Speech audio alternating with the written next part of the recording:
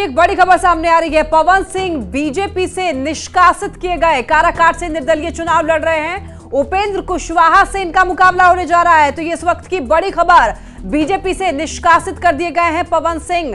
पहले पवन सिंह को बीजेपी ने बता दें आसनसोल से टिकट दिया था, लेकिन वहां से न लड़कर के पवन सिंह काराकाट से निर्दलीय चुनाव लड़ रहे हैं और इसी वजह से बीजेपी से निष्कासित कर दिए गए हैं पवन सिंह। माफ करें, भोजपुरी अभिनेता पवन सिंह, काफी इनका जनाधार है, लेकिन बीजेपी ने निष्कासित कर दिया पवन सिंह को। तो ये इस वक्त की बड़ी खबर सामने निकल कर आ रही है। तो देखिए, भोजपुरी अभिनेता पवन सिंह भारतीय जनता पार्टी से निष्कासित कर दिए गए, काराकाट से निर्दलीय चुनाव लड़ रहे हैं और इनका मुकाबला उपेंद्र कुशवाहा से होने वाला है।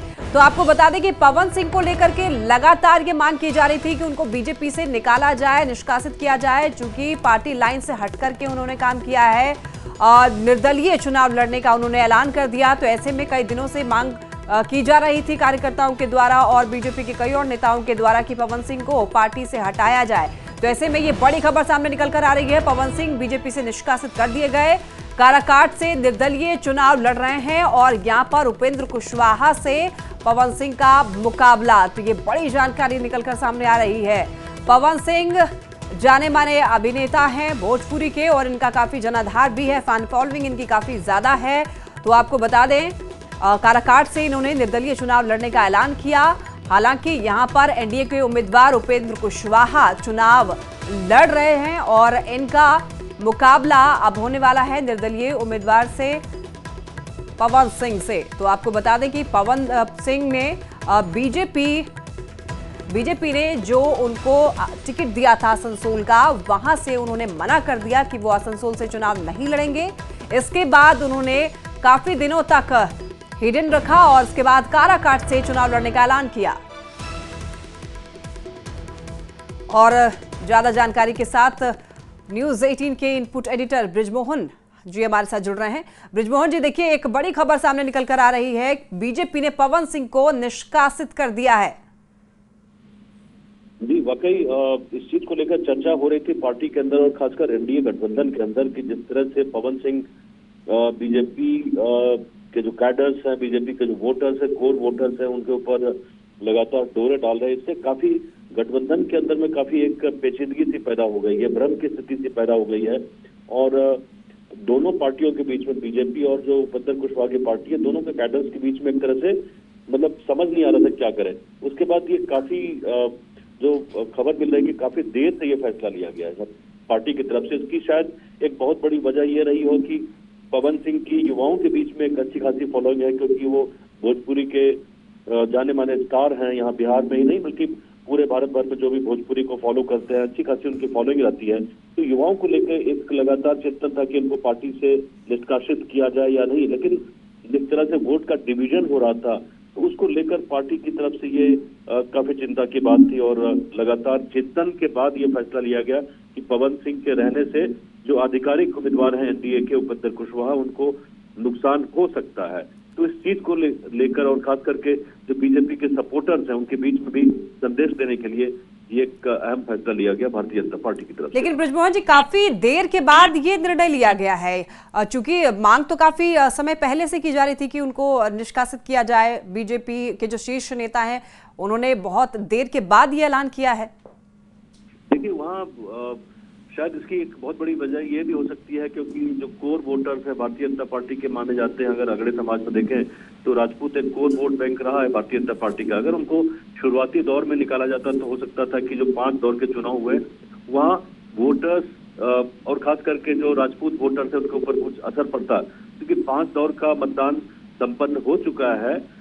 तो मुझे लगता है कि अब आखिरी जो दौर है, आखिरी जो 2 दौर बचे हुए हैं उसमें काराकाट भी है, काराकाट और तमाम जगहों पे जहां भी 4-5% के आसपास में जो राजपूत वोटर्स है उनके ऊपर असर न पड़े, तो इसको ध्यान में रखते हुए ये फैसला लिया गया कि अब एक फाइनल मैसेज दिया जाए लोगों के बीच में और जो समर्थक है भारतीय जनता पार्टी के जो कैडर्स हैं उनके बीच में एक संदेश दिया जाए कि पार्टी इस चीज को लेकर नहीं चल सकती, क्योंकि एनडीए के जो घटक दल है उनके बीच में भी संदेश जो देना था वो बिल्कुल लाजमी था। या फिर ये कि भारतीय जनता पार्टी को ऐसा लग रहा था कि पवन सिंह खुद ब खुद बैठ जाएंगे, क्योंकि चर्चा तो पहले से ही की जा रही थी और तमाम तरीके के आरोप भी लगाए जा रहे थे पवन सिंह पर। देखिए, इस मुकाम पे जिस मुकाम पे अभी बिहार में कैंपेनिंग का काम चल रहा है, उसमें प्रधानमंत्री को भी आना है, उत्तर प्रदेश के मुख्यमंत्री को भी आना है, तो एक फाइनल जो मैसेजिंग है जो लोगों के बीच में और समर्थकों के बीच में कन्वे किया जाता है, वो एक जरूरी है। वो मुझे लगा कि पार्टी के लिए अनिवार्य हो गया था कि यहाँ से अब कोई लुकिंग बैक जो कहते हैं पॉलिटिक्स में, पीछे मुड़कर देखने वाली कोई बात नहीं है।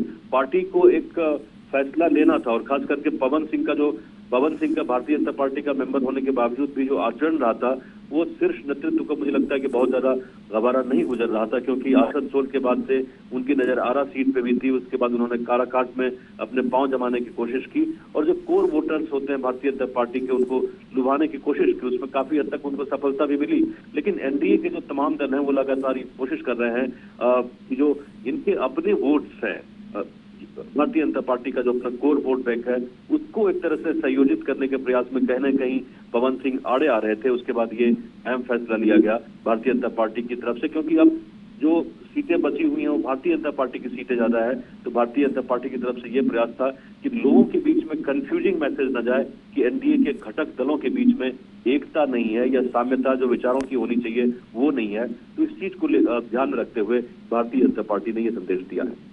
तो देखिए, अगर बीजेपी के रिकॉर्ड को देखा जाए तो उस हिसाब से बहुत कम ऐसे नेता हैं जो कि बीजेपी के आला कमान की बात को काटते हैं, और पवन सिंह अब उनमें से एक हो गए हैं। तो क्या बीजेपी की ये स्ट्रैटेजी है कि चुनाव के अब आखिर में छठे चरण में अब पहुंचने वाली है, चुनाव जो है पहुंचने वाला है, तो इसका असर बहुत ज्यादा ना पड़े वोटिंग पर, तो ये स्ट्रैटेजी के लिए बीजेपी की तरफ से निर्णय लिया गया, फैसला लिया गया?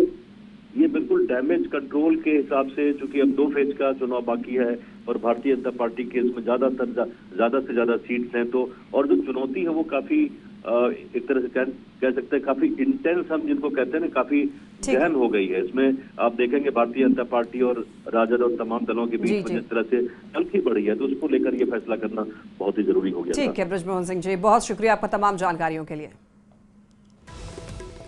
तो ये बड़ी खबर निकलकर सामने आई, पवन सिंह बीजेपी से निकाले गए, निष्कासित कर दिए गए। पवन सिंह ने बीजेपी आलाकमान का जो निर्णय था उनको काटा। पहले उनको आसनसोल से टिकट दिया गया, लेकिन वहां से उन्होंने मना कर दिया। उसके बाद खुद निर्दलीय एनडीए उम्मीदवार के सामने ही निर्दलीय चुनाव लड़ने के लिए उन्होंने काराकाट से उन्होंने निर्णय लिया और इसका ऐलान किया। तो ये बड़ी खबर, बीजेपी से निकाले गए पवन सिंह।